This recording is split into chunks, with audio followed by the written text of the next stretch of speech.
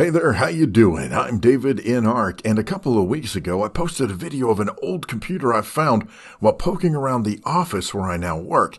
The computer turned out to be a 486DX66S, which I've since learned that the S apparently means the heatsink is glued to the CPU.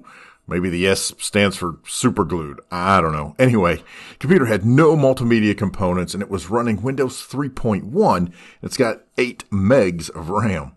I decided to make a few upgrades to the computer so we could try running some games, maybe doing a couple benchmarks, generally turning into something somewhat useful. So I got a 16-bit ISA network card. It's a realtek, so the drivers are a non-issue because realtek was one of the de facto budget networking cards that was available back in '95 when this computer was built.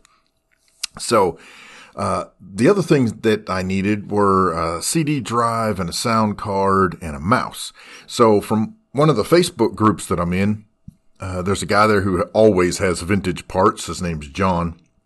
Anyway, I bought an IDE CD-ROM drive, an ISA Sound Blaster sound card, and a 9-pin serial mouse.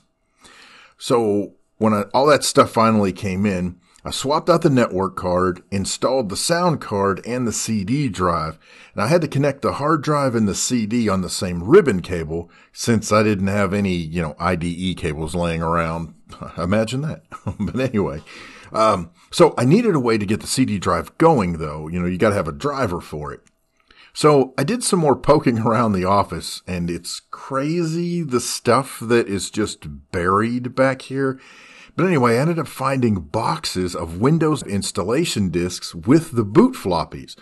The advantage to that is that the boot floppies have CD drive components as part of the boot up process. So I grabbed one of the floppy disks, booted the 486 to the hard drive, just booted it regular, and then I copied the CD driver over to the hard drive, made the system changes that I needed to make to auto exec and config sys, and boom, it worked. So now I had a CD drive that I could use to install software. Except none of the computers in the office have CD drives. So I've got an external floppy drive. I've got these floppies. So what I did was on my home computer, I went ahead and downloaded various drivers and programs and just put those on floppy disks that I could bring back to the office and use on this computer here.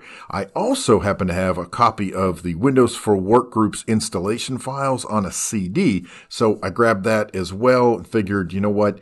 We might as well bump this bad boy up to Windows for Workgroups. I grabbed the TCP/IP32s and Netscape, since Netscape would fit on a floppy disk. And I thought, okay, if I could get TCP/IP and Netscape installed on the 486, then I could try to FTP the files from another computer. So on my Mac, I installed Quick FTP and I created a DOS folder. Then I started the FTP server. After downloading some programs like WinZip 6, some various DOS benchmarks, a couple of games into that Mac's DOS folder, I used Netscape on the 486 to FTP to my Mac and start grabbing files, and it worked perfectly. I was able to grab files FTP from this 486 to my Mac. This is such a mind meld thing. Oh my gosh. Okay. All right. So I installed the sound drivers, which took a little finagling because the Sound Blaster is plug and play.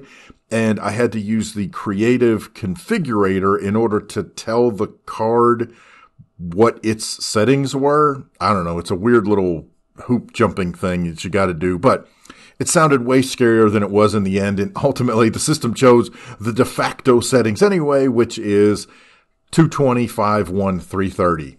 What are you going to do? Anyway, so that left me to install and try out a couple of games. So I went with the tried and true Doom. So we play a little Doom here, let it kind of go through the demo and check that out. And then I also grabbed Wolfenstein 3D because it's Wolfenstein 3D. I mean, it's the granddaddy of first-person shooters. Well, in the modern era, let's put it that way. Anyway, both games took the sound settings with no problem, and they ran pretty well from my perspective anyway. But that's not quite enough, anecdotal doesn't quite cut it, right? So I ran a few benchmarks. So one of the things to remember here is that I'm using the video card that came with the system already. I'd actually done some research, and for the time that this computer was built, the Cirrus Logic VLB card that's in this computer was actually one of the highest performing cards you could get. So really, it worked out nicely. But as you can see through some of these tests, the computer really did struggle with some of the high-end settings for some of these tests. But all in all, I'm going to say this is a pretty solid 486-66 rig. So now that I can FTP to my heart's content, I plan to install some more games, probably install Internet Explorer to replace Netscape. I want to see if I can actually do some net surfing, for the heck of it. I also need to cut out the barrel battery that is soldered onto the motherboard and replace it with a standard, 3023 or 2032 or whatever the number is, the little button battery. I'm really surprised that the battery hadn't leaked. And I don't want to take any chances. I mean, I have no idea what's going to ultimately become of this computer. But I don't, anything that I can take that's a preventative measure from having it destroy itself, I'm all for it. So there's also a couple of other weird things. The IO card, which is a VLB IO card that we saw last time, it does a weird thing where if the computer is off for a certain amount of time, it doesn't seem to work. I have to jiggle the card in order for the system to recognize it. So there's something weird going on there. I'll get it figured out eventually. But again, what's going to happen with this system? I have no idea. I don't know. Maybe they'll let me, borrow it for a while. Yeah, that's it. I don't know. We'll see what happens. In any case, though, hope you enjoyed this kind of update video. Hey, if you've got something you want me to play or try on this 486, give me a holler. Let me know down in the comments below, and we'll give it a shot. Anyhow, I'm davidinark. Thank you so much for watching. Hope you're enjoying this little journey that we're going on with this computer. I appreciate it so much. Hey, we'll see you next time. Have a great day.